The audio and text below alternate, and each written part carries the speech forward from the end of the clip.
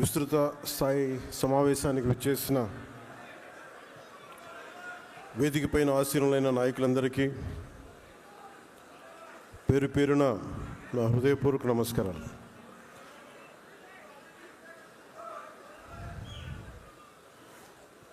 దాదాపు ఈ corporation chairmans కావచ్చు,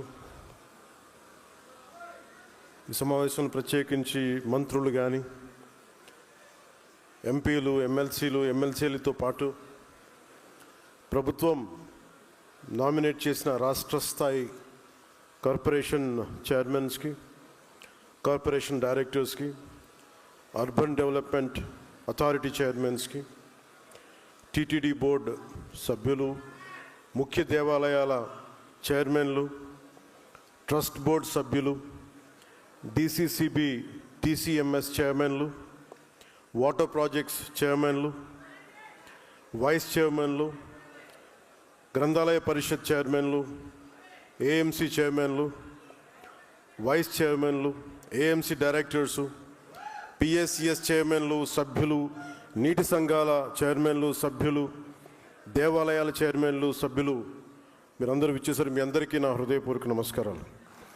మొత్తంగా మన పార్టీ నుంచి నామినేటెడ్ పదవులు పొందిన వారు 3459 మంది ఉన్నారు ఈ రోజున.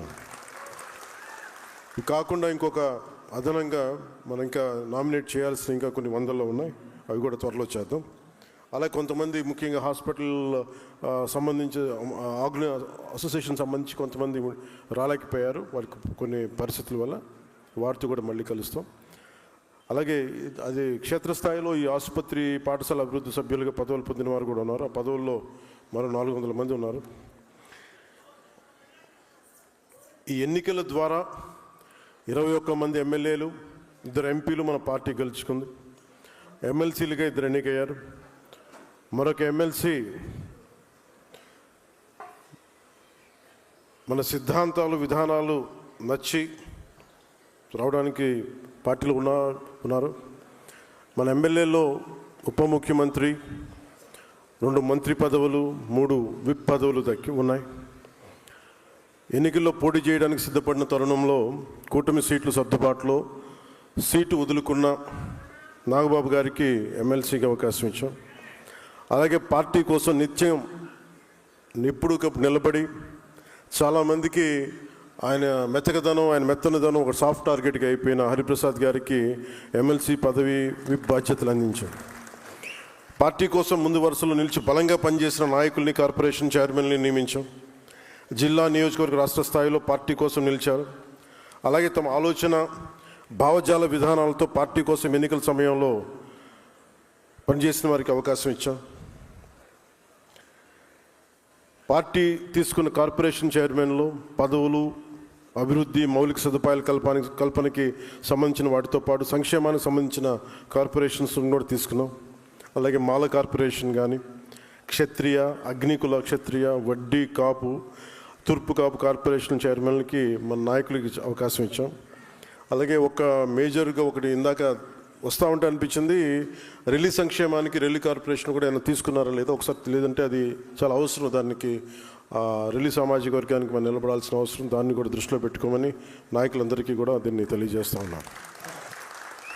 అలాగే సామాజిక సంక్షేమం కోసం కృషి చేయాలి, కళలను ప్రోత్సహించే దిశగా ఉన్న అకాడమీ బాధ్యతలు మన పార్టీ నాయకులకు దక్కే. అర్బన్ డెవలప్మెంట్ పైన దృష్టి కేంద్రీకరిస్తున్నాం. అందులో భాగంగా Srikakulam, Ongole, Anantapuram, Hindupuram, Kakinada urban development authority చైర్మన్లుగా మన నాయకులకి అవకాశాలు పొందారు. ఉదాహరణకి అంటే ఇవన్నీ ఎలా ఇచ్చాం పదవులు, ఇవన్నీ అనడానికి ఒక పార్టీ ఈ వేదిక పైన మన వైసీపీ నుంచి వచ్చిన నాయకులు కూడా ఉన్నారు మనతో పాటు. బాలినేని గారు కానీ, బాలినేని గారికి మనస్ఫూర్తిగా, ఎందుకంటే ఒకసారి పార్టీలో జాయిన్ అయిన తర్వాత ఆయన 2 వైపుల నుంచి మాట పడాల్సి వస్తుంది. నువ్వు మా వాడి కాదని చెప్పి కొంతమంది, నువ్వు అటు వెళ్ళిపోయావు, ఇట్లా పాపం అలాంటి ఇబ్బందులు కూడా ఆయన వచ్చి మనస్ఫూర్తి. ఎందుకంటే నాకు ఆయన మీద గౌరవం ఏంటంటే, గత ప్రభుత్వం అధికారంలో ఉన్నప్పుడు కూడా ఆయన ఏదైనా సమస్య వచ్చినప్పుడు నిజంగా ఒక రాజకీయ నాయకుడు, ఒక కెరీర్ ఓరియంటెడ్ పొలిటికల్ లీడర్ ఎలా ఉండాలి అని అనటానికి మంచి ఉదాహరణ మనకి బాలినేని గారు. సో బాలినేని గారికి మనస్ఫూర్తిగా నా నమస్కారాలు తెలియజేస్తున్నాను. అలాగే గత ప్రభుత్వ దాష్టీకాలకు వ్యతిరేకంగా రోడ్డు మీదకి వచ్చినప్పుడు ఒక మహిళా పోలీస్ అధికారి కొట్టినా కానీ జనసేన జెండాని పట్టుకుని వదలలేదు. కొట్టే సాయి ప్రసాద్ని అంటే ఇవన్నీ కాళహస్తి ఆలయ ట్రస్ట్ బోర్డ్ చైర్మన్గా నియమించడం. అంటే దీని వెనక అంటే ఇప్పుడు మీరు తీసుకున్న ప్రతి వ్యక్తికి గుర్తింపు ఎలా ఇచ్చామని అనటానికి చిన్న సూచన ఇది, చిన్న ఉదాహరణ ఇది. అలాగే కాకినాడలో పోరాటం చేసి దెబ్బలు తిని కేసులు ఎదుర్కొంటున్న వీర మహిళ గంటా స్వరూప్ గారు కావచ్చు, శ్రీమతి ప్రియా సౌజన్యలు కావచ్చు, వారిని రాష్ట్ర స్థాయి కార్పొరేషన్ డైరెక్టర్స్గా నియమించాం. ఈ పోరాటంలో దెబ్బలు తిన్న డాక్టర్ నాగమానసన్ గారికి కూడా ఒక సముచిత స్థానం త్వరలోనే గుర్తింపు దక్కబోతా ఉంది. అలాగే మన పంచగర్ల సందీప్ని పొల్యూషన్ కంట్రోల్ బోర్డు సభ్యుడిగా నియమించాం అని మనం సిఫార్సు చేసాం. అలాగే నోవాటెల్ ఘటనలో అక్రమ కేసులు పెట్టారు. ఆ ఘటనకి కొద్ది రోజుల ముందు మన పార్టీలోకి వచ్చిన మహిళ శ్రీమతి కొల్లూరు రూప గారు, వారి భర్త ఐ థింక్ షిప్ క్యాప్టెన్ అనుకుంటా, పాపం ఆయన షిప్ ప్రయాణంలో ఉండగా ఇవన్నీ జరిగినాయి. సాంపేని కూడా నాన్ బెయిలబుల్ కేసులు పెట్టి జైలుకి పంపించేశారు. ఆవిడ్ని శ్రీమతి రూప గారిని రాష్ట్ర స్థాయి కార్పొరేషన్ డైరెక్టర్గా పదవికి ఎంపిక చేశాం. అలాగే పార్టీ నుంచి తొలి నుంచి క్షేత్రస్థాయిలో పనిచేస్తున్న శ్రీ గేదెల చైతన్య గారికి, దాసరి రాజు గారికి, గర్భాన సత్యబాబు గారికి, ఆర్డిఎస్ ప్రసాద్, శ్రీ గుండుబోగుల నరసింహారావు, శ్రీమతి ప్రశాంతి, శ్రీ మండలి రాజేష్, తోళ్ల మంజునాథ్, కుమ్మరి నాగేంద్ర గారు లాంటి వారందరికీ కూడా ఈ పదవులు దక్కి. అలాగే పార్టీ తరపున సోషల్ మీడియాలో స్వచ్ఛందంగా పనిచేస్తూ సమావేశం నడుస్తుంటేనే ముఖ్యంగా పాయింట్ లోడ్ చేసి సోషల్ మీడియా కార్యకర్త శ్రీ నల్లే ప్రసన్న కుమార్ గారిని ఒక ఎంఎస్ఎంఈ కార్పొరేషన్ డైరెక్టర్గా నియమించారు. ఆయన కూడా ఊహించలేదు. అంటే ఎవరి సిఫార్సులు లేవు, ఏ నాయకులు సిఫార్సు లేవు, కేవలం వారు ఎలా పనిచేస్తున్నారు అనే దాని మీదే మనం దీన్ని గుర్తించి మరి తీసుకొచ్చాం. అలాగే పార్టీ మీద అభిమానంతో పనిచేసిన వారు కుగ్రామంలో ఉన్నా గుర్తించాం. ఉదాహరణకి కోనసీమలో ఇందుపల్లి అనే గ్రామంలో పౌరోహిత్యం చేసుకునే శ్రీ ఆకిళ్ళ నారాయణమూర్తి గారికి జనసేన అంటే చాలా అభిమానం. గత ప్రభుత్వంలో స్థానిక సంస్థల ఎన్నికల్లో పార్టీ మద్దతుతో వార్డు సభ్యుడిగా పోటీ చేసి గెలిచారు. ఆయన్ని బ్రాహ్మణ కార్పొరేషన్ డైరెక్టర్గా ఆయనకి నియమించడం జరిగింది. అలాగే పార్టీ కార్యక్రమాల్లో నిర్వహణ, టెక్నికల్, ఐటీ సపోర్ట్ వింగ్స్లో పాల్పంచిన శ్రీ పండిట్ మల్హోత్రా, ఉయ్యాల శ్రీనివాస్, మణిప్రియలకి వివిధ కార్పొరేషన్లో పదవులు వచ్చినాయి. ఉదాహరణకి పండిట్ మల్హోత్రా గారి గురించి మాట్లాడితే 19 ఎలక్షన్స్లో ఆయన పోటీ చేసినప్పుడు ఆయన నానా రకాల ఇబ్బందులు పాలు చేశారు. బెంగళూరులో సాఫ్ట్వేర్ ఉద్యోగంలో అంటే వచ్చి కూర్చొని బలంగా నిలబడి ఓడిపోయినప్పటికీ కూడా స్పిరిట్ కోల్పోకుండా ఆత్మస్థైర్యం నిలబడినందుకు ఆయనకి పదవి ఇవ్వడం జరిగింది. Party, IT, legal cells, doctors, legal programs కమిటీల్లో కూడా బాధ్యతలు చేపట్టమని గుర్తించాం. సగటు పొజిషన్స్లో వారికి ఇవ్వడం జరిగింది. ఓటమి పాలైన పార్టీ కోసం నిలబడిన మహిళా నేతలు శ్రీ పాలవలసి శ్రీ గారికి ఘంటసాల వెంకటలక్ష్మి కార్పొరేషన్ చైర్మన్స్గా నియమించడం జరిగింది. శ్రీమతి టి రమాదేవి, శ్రీమతి రేఖా గౌడ్ను విజయవాడ శ్రీశైలం దేవస్థానం ట్రస్ట్ బోర్డుగా సభ్యులుగా బాధ్యతలు అప్పగించాం. ఉత్తరాంధ్రలో పార్టీ కోసం నిలబడి గిరిజన ప్రాంతాల్లో తిరిగిన కార్యకర్త శ్రీ వన్నెంరెడ్డి సతీష్ని విశాఖపట్నం జిల్లా గ్రంథాలయ సంస్థ చైర్మన్గా నామినేట్ చేశాం. ఇంకా రాష్ట్ర స్థాయి డైరెక్టర్ పోస్టులు ప్రతిపాదించిన 60 మంది ఉన్నారు. వారికి సంబంధించిన ప్రకటన ఇంకో కొద్ది రోజులు తెలుస్తుంది. అలాగే జిల్లాలో బ్లాక్ స్థాయి అంటే agriculture technology management authority committee చైర్మన్లను సభ్యులు నియామకం మొదలవుతూ ఉంది. ఆ కమిటీలు చైర్మన్లు సభ్యులుగా జనసేన కూడా తామాషా పద్ధతి ప్రకారం పదవులు వస్తాయి. అలాగే జిల్లా గ్రంథాలయ సంస్థల సభ్యులుగా కూడా నియమం చేపడతా ఉన్నారు. అంటే ఇవన్నీ మీకు ఒకటి కాదు, రెండుగా చాలా ఉన్నాయి. సో వీటికి పదవులు చిన్నవా పెద్దవా వీటన్నిటికంటే కూడా మనం దీని బాధ్యతని మనందరం గుర్తించాలి. సో దానికి ఇంకొన్ని సంఘటనలు చెప్పి then I will come to the main contents. ఉదాహరణకి మన చిల్లపల్లి శ్రీనివాస్ గారు ఉన్నారు. ఈరోజు అరేంజ్మెంట్స్ అన్నీ వారి చేతుల మీదుగా జరిగినాయి. చిల్లపల్లి శ్రీనివాస్ గారికి మన భోజన సదుపాయాలు చిల్లపల్లి శ్రీనివాస్ గారు ఆర్గనైజ్ చేసినందుకు మనస్ఫూర్తిగా వారికి ధన్యవాదాలు తెలియజేస్తాను. అలాంటి వారికి మన ఏపీ ఎంఎస్ఐడిసి చైర్మన్గా వచ్చారు ఆయన. ఇన్ఫ్రాస్ట్రక్చర్ అంటే ప్రజలకి, అలాగే రాష్ట్ర ఎంఎస్సి డెవలప్మెంట్ కార్పొరేషన్ గట్రా శివశంకర్ గారు కానీ, అలాగే టౌన్షిప్ అండ్ టిట్కో దానికి అజయ్ కుమార్ గారు ఈరోజు రాలేకపోయారు, ఆయనకి ఆరోగ్యం బాగాలేక. అలాగే సివిల్ సప్లైస్ కార్పొరేషన్ తోట సుధీర్ గారు, irrigation development corporation Vegulla Leelakrishna గారు, అలాగే ముందు నుంచి కూడా పోలీస్ హౌసింగ్ కార్పొరేషన్కి ఎవరు సరైన వ్యక్తి అంటే మన కేకే అనిపించారు నాకు. ఎందుకంటే పోలీసులు వ్యవస్థతో ఈయన తిన్న తిట్లు ఇంకెవరు తినలేదు, ఈయన పడ్డ గొడవలు ఎవరు పడలేదు ఈ 5 సంవత్సరాలు, ఈ లాస్ట్ ముఖ్యంగా 6-7 ఇయర్స్లో. సో ఎందుకంటే ఆయన్ని పాపం సాధక బాధలు తెలుస్తుంటాయి ఆయనకి పోలీసులకు సంబంధించి, అందుకని ఆయన్ని పోలీస్ హౌసింగ్ కార్పొరేషన్ నియమించడం జరిగింది. అలాగే హస్తకళ అభివృద్ధి కార్పొరేషన్కి డాక్టర్ హరిప్రసాద్ గారికి, అలాగే జానపద సృజనాత్మక కళల అకాడమీకి వంపూరు గంగులయ్య గారికి, అలాగే సామాజిక వర్గాల కార్పొరేషన్లో ముఖ్యంగా మన మాల వెల్ఫేర్ కార్పొరేషన్కి ఒక మన హైదరాబాద్ సెంట్రల్ యూనివర్సిటీ విద్యార్థిగా ఉండి చాలా ఇబ్బందులు పడినప్పుడు ఆయన్ని పార్టీలో ఉన్నత పదవుల్లో పెట్టాం.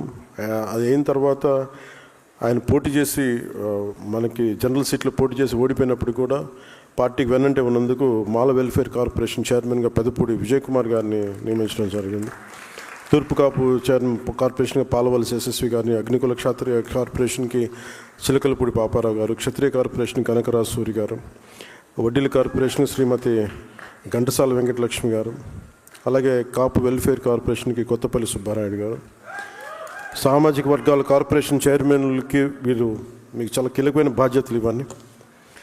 అలాగే అర్బన్ డెవలప్మెంట్ అథారిటీ చైర్మన్లుగా శ్రీకాకుళంకి కొరికాన రవికుమార్ గారు, అలాగే ఒంగోలు నుంచి షేక్ రియాజ్ గారు, అనంతపురం నుంచి హిందూపురం నుంచి టీసీ వరుణ్ గారు.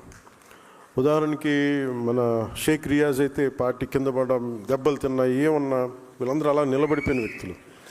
అలాగే హిందూపురం నుంచి కూడా వంశీ మన వరుణ్ కరోనా రోడ్లు వేయకపోతే తనే కూర్చోబెట్టి విసుగొచ్చి తనే రోడ్లు వేసిన దాఖలాలు ఉన్నాయి.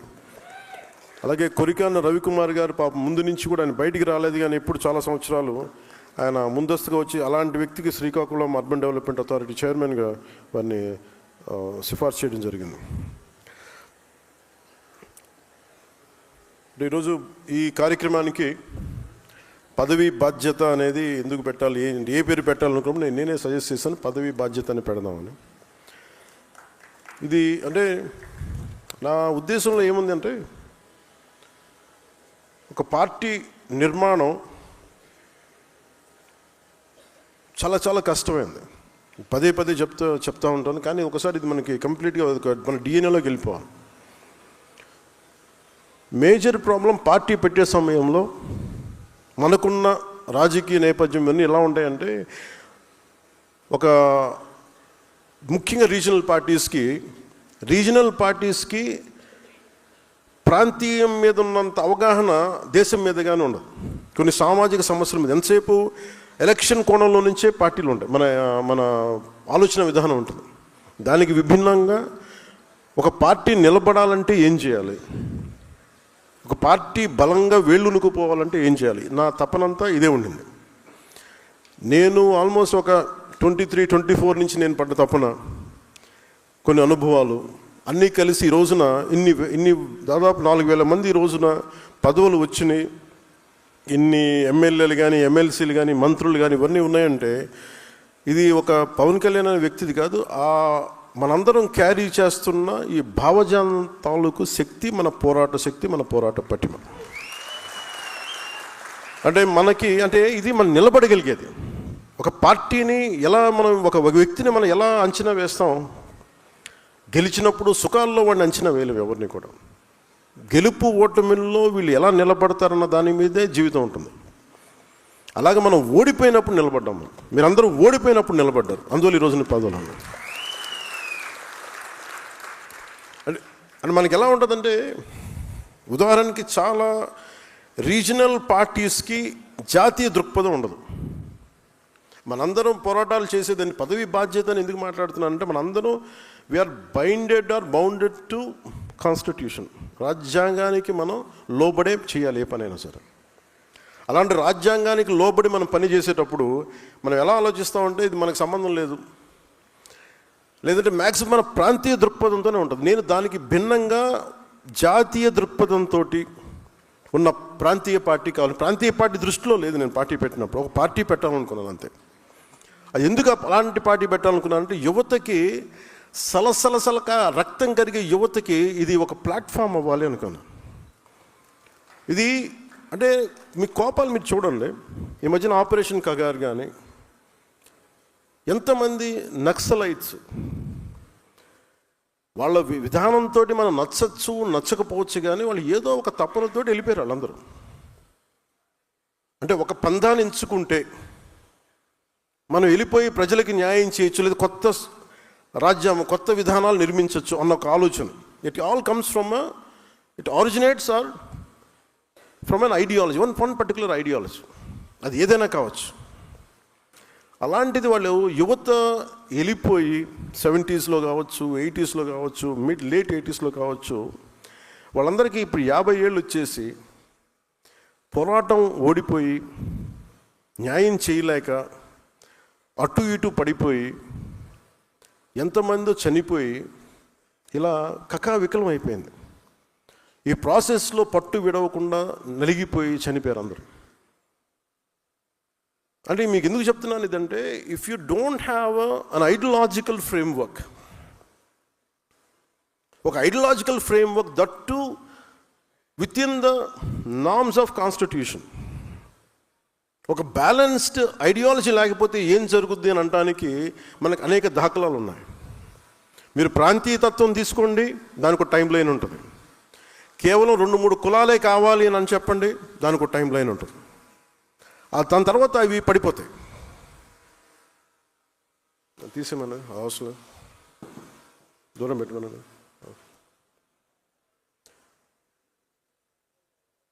అంటే మీకు సరైన ఐడియాలజీని కనుక మనం ఎంచుకోకపోతే, అందుకు నేను చాలా తపన పడ్డాను. జనసేన ఐడియాలజీ ఇది వెళ్ళే కొద్దీ ఇది విస్తృతంగా పెరిగే ఐడియాలజీ తప్ప, ఎక్కువ మందిని లోపలికి వచ్చే ఐడియాలజీ తప్ప వేరు చేసే ఐడియాలజీ అయితే కాదు. ఇది మీకు నేను బలంగా, దానికి ఉదాహరణ మీరు ఈరోజు ఇక్కడ కూర్చున్నారు మీరు అందరూ. అంటే నాకు బలం లేకపోతే, అంటే నాకు ఎంత బలం ఉండాలి నాకు ఈ ఐడియాలజీ, నేను బతికే భావజాలం ఇది, నేను బతికే భావజాలం. నేననే కాదు, మనిషి అన్నోడు ఎవడైనా సరే సరిగ్గా దారిలో ఉండాలి ప్రపంచం దేశం అనుకున్నాడు ఎవడైనా బతికే భావజాలం. నువ్వు ఎన్ని అర్థం చేసుకోవాలి. కొన్నిసార్లు ఏం జరిగిపోద్ది, కొన్ని సంవత్సరాల క్రితం అప్పట్లో రాజకీయ ప్రయాణాలు ఉన్నప్పుడు కేవలం 2-3 కులాలతో కూర్చొని మాట్లాడదాం అంటే అలా ఎలా కుదురుద్ది? ఈ రోజున పెద్దపూడి విజయ్ కుమార్ గారు ఇక్కడ కూర్చోవాలంటే మిగతా కులాల ఆసరా లేకుండా జరగదు కదా. పెద్దపూడి విజయ్ కుమార్ గారు కూర్చోలేరు. అలాగే ఈరోజు కాపు కార్పొరేషన్లో ఒకళ్ళు కూర్చోవాలంటే మిగతా కులాలు లేకుండా ఎక్కడ జరుగుద్ది? సో బేసిక్గా ఫండమెంటల్గా మనందరం ఎట్లా ఉన్నామంటే మాకు రాలేదు అంటారు తప్ప, అసలు అందరం కలిస్తేనే సమాజం అన్న ఆలోచన మనందరికీ చంపేశారు అందరూ సక్సెస్ఫుల్గా. నేను పెట్టింది ఒక కులం కోసం ఎప్పుడు పార్టీ పెట్టలే. ఒకసారి చాలా ఇబ్బందిగా ఉంటుంది నాకు, కులానికి పరిమితం చేస్తుంటే అరే నేను ఇంత విస్తృతంగా ఒక యూనివర్సల్ థాట్ తోటి నేను వస్తున్నప్పుడు నన్ను కూర్చోబెట్టి అది ఒక స్ట్రాటజీ. అది confining any individual to particular ideology, region, religion is a clear cut strategy to confine. అది మనకి వర్తిస్తే కానీ ఇంకెవరికి వర్తించు, అదొక గొప్ప ఆలోచన. వాళ్ళకి మిగతా వాళ్ళకి వర్తించు, మనల్ని విమర్శించే వాళ్ళకి అది వర్తించదు. ఇదంతా మనకే వర్తిస్తుంది. సో అందుకు నేను చాలా ప్రత్యేకించి నేను చాలా ఆలోచించి చాలా సోషల్ ఐడియాస్ ఫిలాసఫీస్ చదివి చాలామంది నిపుణులతో చర్చించి దీన్ని చాలా సింపుల్గా, అంటే మనం కూర్చోబెట్టి ఊకదంపుడు ఉపన్యాసాలాగా ఇంత పెద్ద చెప్పకుండా, ఇంత పెద్ద పెద్ద పుస్తకాలు లేకుండా చాలా, అంటే ఒక వాక్యం రాస్తే అది భావగర్భితమై ఉండాలి. ఒక ఐడియాలజీని మీరు ప్రపోజ్ చేస్తే భావగర్భితమై ఉండాలి. అందుకని ఈ 7 సూత్రాలతోటి అంత భావగర్భితంతో చేసాం. దాన్ని మీరు వెతికితే వాల్యూమ్స్ రాయొచ్చు ఒక్కొక్క దాని మీద ఉదాహరణలతోటి.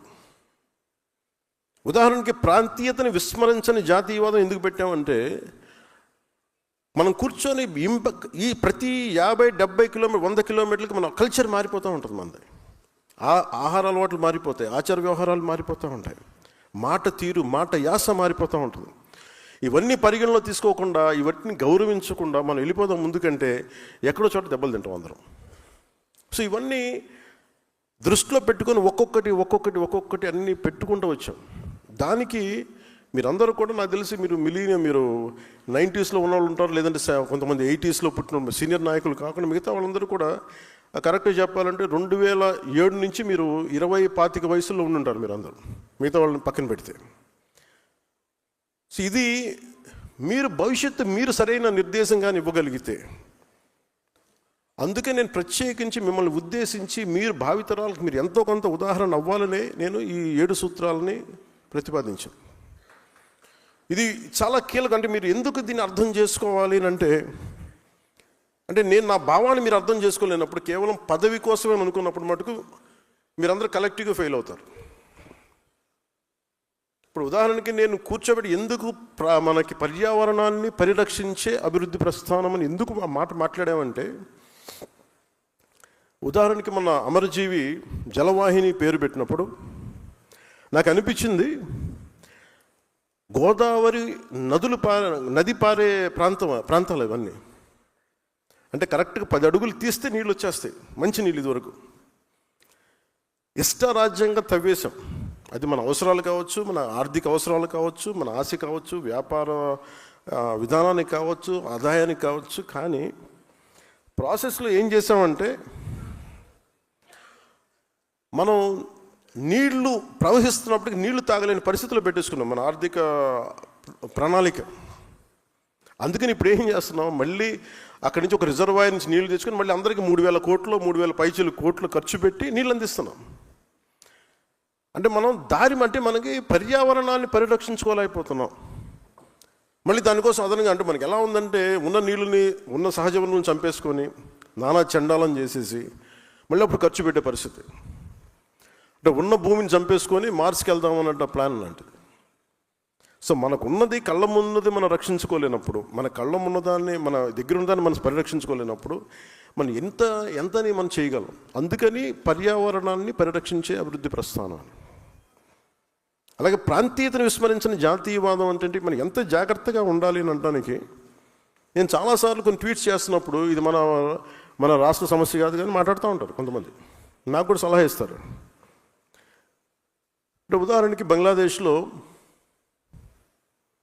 అక్కడ హిందువుల్ని చంపేస్తున్నారు, దీని మీద కూర్చొని ఇప్పుడు నేను ట్వీట్స్ చేస్తుంటే కొన్నిసార్లు, ఇప్పుడు లేదు కానీ కొన్ని సందర్భాల్లో నా దగ్గరికి మనకెందుకు సరే అన్నీ అంటారు. అంటే నువ్వు భారత రాజ్యాంగం, మన ఎంపీస్ ఉన్నారు, మనం ఉన్నాం, భారతదేశం రాజ్యాంగాన్ని కట్టుబడి మనం ప్రమాణం చేస్తున్నామని చెప్తాం. అలాంటప్పుడు భారతదేశంలో ఉండే ప్రతి ఇష్యూ మందే. అది ఎందుకు కూడా చెప్తున్నాను, ప్రాక్టికల్ కూడా ఎందుకో చెప్తున్నాను. అంటే ఉదాహరణకి అంటే నేను ఇదేదో ఒక చప్పట్లు కొట్టించుకోవడానికి లేదంటే basically we have to understand this part. గతసారి మనం బందర్కి వెళ్ళినప్పుడు లేదంటే తెనాలికి వెళ్ళినప్పుడు కొన్ని సందర్భాల్లో మన 2018-2016లో చాలామంది ఏం చెప్పేవాళ్ళంటే, ఉదాహరణకి గోల్డ్ పార్క్ వెళ్ళాం, మన బందర్లో గోల్డ్ టెక్ పార్క్ అది బందర్లో చిలుకలు రోల్ గోల్డ్ చేసేది. అలాంటి చోట్ల వాళ్ళు ఏమంటారంటే, ఉదాహరణకి మనకి తెనాల నుంచి వీళ్ళందరూ వచ్చాయి కూడా చాలామంది స్వర్ణకారులు, వెస్ట్ బెంగాల్ నుంచి చాలా చీప్ లేబర్ వచ్చేస్తున్నారు సార్, మాకు ఉద్యోగాలు పోతున్నాయి, మాకు ఇదివరకు లభించినందుకు ఉపాధి రావట్లేదు. అప్పట్లో మనకు అంత అవగాహన ఓకే రాష్ట్రం నుంచి వస్తుంటారు కదా, దానికని ఎందుకు వస్తున్నారు ఏంటని చూస్తే, మనకి బంగ్లాదేశ్లో ఉండే వ్యక్తులందరినీ రోహింగ్యాల గొడవలప్పుడు అందరిని తరివేస్తే, బర్మాలో కావచ్చు, అంటే మన నేబరింగ్ కంట్రీస్లో ఇంపాక్ట్, అక్కడ ఒక గొడవ జరిగి అక్కడి నుంచి వచ్చే మైగ్రేషన్ ల్యాండ్ లాక్డ్ కాబట్టి వాళ్ళు రకరకాల ప్రాంతాల్లో స్థిరపడిపోయి, అది ఈవెన్ మన బందరు తెనాలికి కూడా వచ్చేసినాయి అవన్నీ. అక్కడ స్థానికంగా ఉన్న ఉపాధి అవకాశాలు కోల్పోతారు. సో అందుకే అలాగే మీరు ఏ సమస్యను తీసుకోండి, ఉదాహరణకి ఇప్పుడు యుక్రెయిన్ వార్ జరుగుతుంది, మనకు సంబంధం ఏంటని అనుకోవద్దు. సడన్గా మన యూరియా పెరిగిపోయింది ధర అంటే యుక్రెయిన్ వార్ వల్ల. అంటే ఇది ఎందుకు చెప్తానంటే, సామాన్య ప్రజానీకానికి ఇది అవసరం లేదు, కానీ యాజ్ అ పొలిటికల్ లీడర్స్ మీకు అవగాహన ఉన్నదానికి, మీకు ఇది అవగాహన లేకపోతే అంతర్జాతీయ సమస్యల మీద స్థానిక సమస్యల మీద మీరు బలంగా మాట్లాడాలి. ఎందుకు నేను ఇది మాట్లాడుతున్నాను, మేము ఇందుకోసం మాట్లాడుతున్నాను అని బలంగా చెప్పడానికి మీకు ఆ అవగాహన ఉంటుంది. అందుకు నేను చెప్తాను. అలాగే కల్చర్ మ్యాటర్స్. మన సిద్ధాంతాలు కూడా కల్చర్ గురించి ప్రత్యేకించి ఉంటుంది. భాషా యాసల్ని గౌరవించకపోతే, సంస్కృతిని గౌరవించకపోతే చాలా గొడవలు వచ్చేస్తాయి. ఒక్కొక్క 60-70 కిలోమీటర్లు మన ఉత్తరాంధ్రలో ఒక యాస ఉంటుంది, దాన్ని వెటకారం చేయడానికి కుదరదు. అది ఆ భాషతో యాస తాలూకు అందం అది. సో మిగతా జిల్లా వాళ్ళు అట్లాగే చూసుకుంటే చిన్నప్పుడు నేను వినేవాడిని అవన్నీ.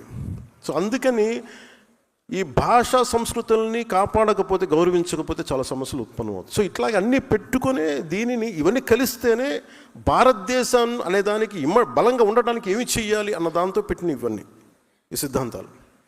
ఇవన్నీ నేను నిలబడ్డాను కాబట్టి ఈ రోజున మీకు ప్రధానమంత్రి గారు కూడా మీకు అంత గౌరవిస్తున్నారంటే, ఒక ప్రాంతీయ పార్టీ, ఒక 2 ఎంపీలు, ఒక 2-3 ఎమ్మెల్సీలు, ఒక 21 మంది ఎమ్మెల్యేలు ఉన్నది ఇంత బలంగా ఎలా ఉంది అని చాలామంది అడుగుతూ ఉంటున్నాను.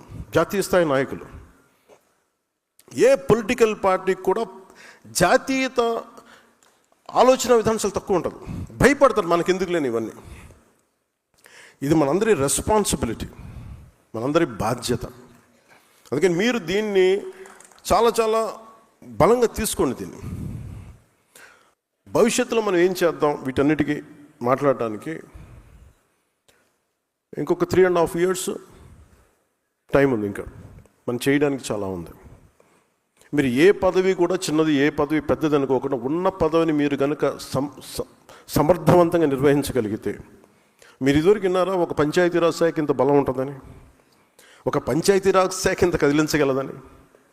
It all depends who takes that role and responsibility with complete commitment. ఇది నాకు వచ్చింది కాదు, మీకు వచ్చింది కూడా. మీరు ఒక మెంబర్ అవ్వచ్చు, డైరెక్టర్ అవ్వచ్చు, చైర్మన్ అవ్వచ్చు. మీరు ప్రతిరోజు ఆలోచించాల్సిందే ఏం చేయగలం. ఉదాహరణకి మాల కార్పొరేషన్ చైర్మన్. గతంలో అంబేద్కర్ మనకి విదేశ దానికి ఆపేశారు, లేదంటే ఇంకోటి ఆపేశారు, ఇంకోటి జరగట్లేదు. ఈ మాల కార్పొరేషన్ సంబంధించి మన విద్యార్థులకి, యువతకి మనం ఏం చేయాలి? చైర్మన్ గారు కూర్చొని, పెద్దపూడి విజయ్ కుమార్ గారు కూర్చొని ఆలోచించాలి. ఒకసారి డబ్బులు కనిపించావు, డబ్బులు లేవని, ఫర్నిచర్ కూడా లేదని కొన్ని పరిస్థితులు కొన్నిసార్లు ఉంటాయి. 2 కుర్చీలు, టేబుల్స్ తప్ప ఏమీ లేవు. కానీ ఏదైనా సరే వ్యక్తే వ్యవస్థను నిర్మిస్తాడు, వ్యవస్థ వ్యక్తులు నిర్మిస్తుంది. ఈ రోజున ఒక వ్యక్తి వచ్చి నిర్మించాడు జనసేన, అది ఈరోజు వ్యవస్థ అయింది. రేపొద్దున వ్యవస్థ వ్యక్తులు నిర్మించాడు. అందువల్ల ఏ పదవి కూడా మీరు తక్కువ అనుకోవద్దు. ఏది తక్కువ, మన ఎవరికి ఎక్కువ కాదు, తక్కువ కాదు. It all depend. మీరు పిండే కొద్ది రొట్టె, మీరు ఎంత సమర్థవంతంగా పనిచేస్తారో దాన్ని అంత ఇంపాక్ట్ఫుల్గా నీటి సంఘాలు మీరు పని చేయాలంటే మీరు ఎంత ఉందో మీకు పని చేయడానికి. రైతు కన్నీరు తొడవగలరు మీరు. అది కానీ మీరు పెట్టుకున్నారంటే చాలా చాలా అద్భుతం. మన ఈ మధ్యన అంటే ఇంకోటి, పొద్దున్నే మీటింగ్ అంటే జస్ట్ నేను ఎంత బాధ్యతగా ఉన్నాను చెప్పడానికి మీకు చెప్తున్నాను. ఒకటి, మీరు ప్రతి నాయకుడికి బాధ్యత తగ్గించాల్సిన అవసరం ఉంది. అంటే ప్రతి సమస్య, ఇప్పుడు ఒక ఊళ్ళో రోడ్ లేకపోతే పవన్ కళ్యాణ్ దగ్గరికి వచ్చేస్తే రోడ్డు వచ్చేస్తాను అన్నారంటే ఇట్స్ ఎ ఫెయిల్యూర్. అది ఒక జిల్లా కలెక్టర్, స్థానిక ఎమ్మెల్యే చేయాల్సిన పని, స్థానిక సర్పంచ్ చేయాల్సిన పని ఒక ఉప ముఖ్యమంత్రి స్థాయి వ్యక్తికి వచ్చి సాల్వ్ అవుతుంది అంటే అది మన ప్రజాస్వామ్యం తాలూకు లక్షణాన్ని బలహీనపడిందని అర్థం. అది అసలు నా దగ్గరికి రాకుండా ఉండాలంటే ఏం చేయాలన్న దానికి నేను ఆలోచిస్తున్నాను, దానికోసం ప్రయత్నం చేస్తున్నాను. అంటే ఒక ఆడపిల్ల వచ్చి, ఒక చూపు సరిగ్గా లేని ఆడబిడ్డ ఇండియాని రిప్రజెంట్ చేస్తూ వచ్చి ఆ పాప అడిగింది, మా ఊరికి రోడ్డు వేయమని. అది ఎవరిని అడగాలి? నన్ను కాదు అడగాల్సింది. నిజంగా ఇంపాక్ట్ఫుల్గా గవర్నెన్స్ ఉంటే, అంటే ఇప్పుడు కాదు, ఒక 5 సంవత్సరాలని కాదు, గత దశాబ్దాలుగా మనం ఏం చేస్తున్నామంటే ప్రజాస్వామ్యం తాలూకు స్ట్రక్చర్ని వీకెన్ చేస్తున్నాం. నాయకుడు ఇంపార్టెంట్ అయిపోయాడు, వ్యవస్థను చంపేస్తున్నాం. అది మారాలి. అంటే ఎందుకు అంటే, నాకు చాలాసార్లు నేను నక్సల్ గురించి మాట్లాడుతాను. ఎందుకు మాట్లాడతానంటే, నాకు ఇంతమంది ఎందుకు వెళ్ళిపోయింటారు ఈ అడవుల్లోకి నాకు అర్థం కాదు ఇప్పుడు. అంటే ఎంత కోపం ఉండాలి వీళ్ళకి. ఆ కోపం ఎక్కడికి పోదు. మనం ఆపరేషన్లు చేయండి, ఇంకోటి చేయండి, కగారు చేసినా కానీ అది ఇంకో ఫామ్ తీసుకుంటుంది. అది సో దానికి ఏం మారాలి? దాని అల్టిమేట్ మంది ఏంటి? Correction in democracy. What is a correction in democracy అంటే accountability in democracy, responsibility in democracy. ఆ చిన్న పదవా పెద్ద పదవా అని కాదు. కోపం ఎక్కడికి పోద్ది? నేను అందుకని తపన పడుతున్నాను ఈరోజు, నా కోసమో నా పిల్లల కోసమో మన కోసం కాదు. నేను తపన పడుతుంది చూస్తుండగా పాడైపోతుంది మన ఈ ప్రజాస్వామ్య వ్యవస్థ అని అనిపిస్తుంది. అంటే మన కళ్ళ ముందు ఒకడు కూర్చొని ఒక మాజీ ముఖ్యమంత్రి గారి సతీమణిని ఇష్టారాజ్యంగా తిడితే మనం ఏమి చేయలేని నిస్సహాయ స్థితిలో ఉన్నామంటే భయం వేస్తుంది నాకు. అంటే ఎలయన్స్ తాలూకు ఎందుకు పెట్టామంటే రేపొద్దున ఎదురింటోడి జరుగుతుంది మన సంబంధం లేదు, పక్కింటోడి జరుగుతుంది మన సంబంధం, రేపొద్దున ఇంట్లో వచ్చి కూర్చుంటుంది, అప్పుడు ఎవడు రాడు. అంటే కొన్నిసార్లు ఎందుకు నేను 10 సంవత్సరాలు 15 సంవత్సరాలు మాట్లాడుతుంటానంటే అదేదో మనం తగ్గాలనో ఇంకొకరు పెంచాలనో అని కాదు. అసలు ముందు ప్రజాస్వామ్య వ్యవస్థని బలోపేతం చేసిన తర్వాత, ఒక లెవెల్ గేమ్ వచ్చిన తర్వాత అప్పుడు వేరే ఆలోచన. Till then I want the strength in alliance. ప్రజాస్వామ్యాన్ని బలహీనపరిచే పరిస్థితుల్లో అందరం మనం కొట్టుకుంటా ఉంటే ఏం జరుగుద్దంటే అరాచకమే రాజ్యం వెళ్తుంది. నాకు చాలా చాలా భయం అది. అంటే ఉదాహరణకి ఈ రోజున మొన్న రౌడీలు వెనకేసుకొచ్చే పరిస్థితికి వచ్చేసింది. నాకు ఎప్పుడు కూడా గత పార్టీని తగ్గించడం కూడా ఇష్టం లేదు. ఉదాహరణ సామినేని ఉదయభాన్ గారు ఉన్నారు, పెండెం దొరబాబు గారు ఉన్నారు, కిలా రోసయ్య గారు ఉన్నారు, అలాగే జయమంగళం నుంచి ఉన్న వెంకటరమణ గారు ఉన్నారు. వీళ్ళెవరూ కూడా గౌరవప్రదంగా ఉండేవాళ్ళు. They are career politicians, there is no doubt about it. కానీ వాళ్ళకి గీతలు తెలుసు వాళ్ళకి. అలాంటి వ్యక్తులు వాళ్ళ దాటికి ఇమ్మడలేకపోయారు, ఇబ్బంది పడ్డారు, మీ వల్ల ఇలా జరుగుతుందని. నేను రాగానే చెప్పాను, మనం గెలిచిన వెంటనే నేను ఇదే మన మంగళగిరి ఆఫీసులో జనసేన ఆఫీసులో కూర్చొని రెచ్చిపోండి ఈరోజు నేను ఎప్పుడు చెప్పలేదు, అట్లా చెప్పలేదు ఎప్పుడు. గెలవగానే అసలు మనం ఏంటో చూపిద్దాం, అలాంటి పిచ్చి మాటలు నేను ఎప్పుడు మాట్లాడను. ఎందుకంటే బాధ్యత గల వ్యక్తులు ఎలా మాట్లాడుతాం, రెచ్చిపోదాం, మనం వచ్చాం కాబట్టి మన టైం అయింది ఇంకా చూపిద్దాం ఒక్కొక్కటి తడాక అంటాం పిచ్చిగా. ఆ బాధ్యత ఉంటే మనం ఎందుకు ఈ స్థాయి దాకా ఎందుకు వస్తుంది? మన ప్రజలు నమ్మారంటే నువ్వు బ్యాలెన్స్కి వెళ్తామని కదా. సో నాకు ఆ బ్యాలెన్స్ని మీరు సమాజంలోకి మీ పదవి ద్వారా తీసుకెళ్ళండి. మీ ఏ స్థానాల్లో ఉన్నారో please start doing small correction. చిన్న చిన్న కరెక్షనే ఉండదు, చేయండి. చిన్న చిన్న కరెక్షనే కావచ్చు, అది మీరు బాధ్యతగా చేయాల్సి వస్తుంది. అలాగే నిన్న మాట్లాడితే ఎందుకు అమరజీవి పొట్టి శ్రీరాములు గారి పేరు పెట్టాల్సి వచ్చింది, అమరజీవి జలవాహిని. అంటే మనం చేయాల్సింది జనసేన పార్టీగా ఎవరైతే త్యాగాలు చేశారో వాళ్ళని గుర్తించకపోతే, ఉదాహరణకి కొట్టేసాయినో ఎందుకు గుర్తిస్తాం? ఒక దెబ్బలు తిన్నాడు మా పార్టీ కోసం, లేదంటే అక్కడ స్థానిక సమస్య కోసం దెబ్బలు తిన్నాడు బికాజ్ పార్టీ ప్లాట్ఫామ్ మీద.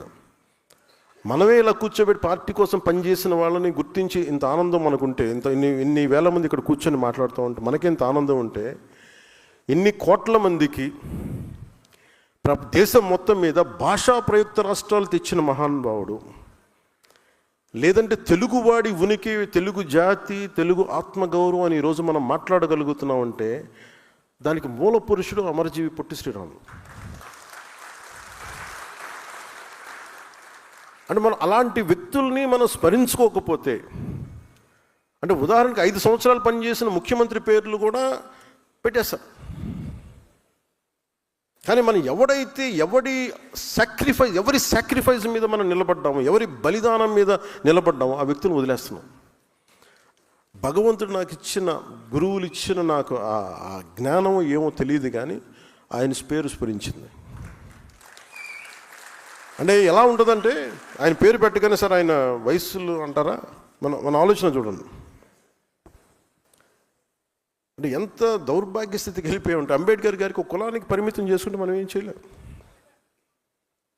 అంబేద్కర్ అందరి వాడు, లేదు మావాడు మా దగ్గరే ఉంటాడంటే మనం ఏం చేయలేం దానికి. కానీ ఎవరు వద్దనుకున్నా లేదనుకున్నా అంబేద్కర్ గారు గుండెల్లోనే ఉంటారు నాకు.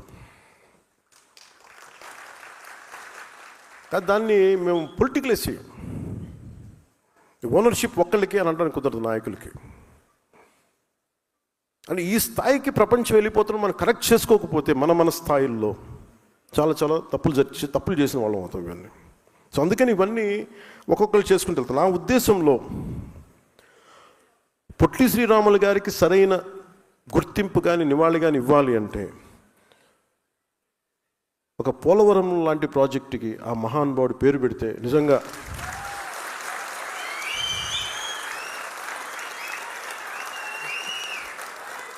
ఎందుకంటే అంటే భాషా ప్రయుక్త రాష్ట్రాలు తెచ్చినవాడు, ఆకలితో అలమటించినవాడు. అంటే పోలవరం ప్రాజెక్ట్ అంటున్నాం, కానీ అలాంటి నాకు అనిపించింది ఒక చిన్నపాటి ఒక 2 మండలాలకు ఒక జిల్లాకు వచ్చే దానికి కాదు దీనికి పెద్ద పేరు పెట్టాలంటే ఒకసారి ఇలాంటి ప్రతిపాదన అంటే ఇది నా ఉద్దేశం. ఇది కూటమి ప్రభుత్వం కాబట్టి నా ఒక్కటి ఉద్దేశం పనిచేయదు. ఇక్కడ అందరి చాలామంది సమగ్ర కొన్ని కోట్ల మంది కూర్చొని ఎవరెవరి ప్రతినిధులను తీసుకొని నా కోరిక, ఇది నా లోపల ఉన్న కోరిక, పోలవరానికి అమరజీవి పొట్టి శ్రీరాములు గారి పోలవరం ప్రాజెక్ట్ అంటే నాకు చాలా గొప్పగా ఉంటుంది. అది కుదురుతుందో లేదో మనకు తెలియదు, కానీ బట్ నాకైతే కోరిక.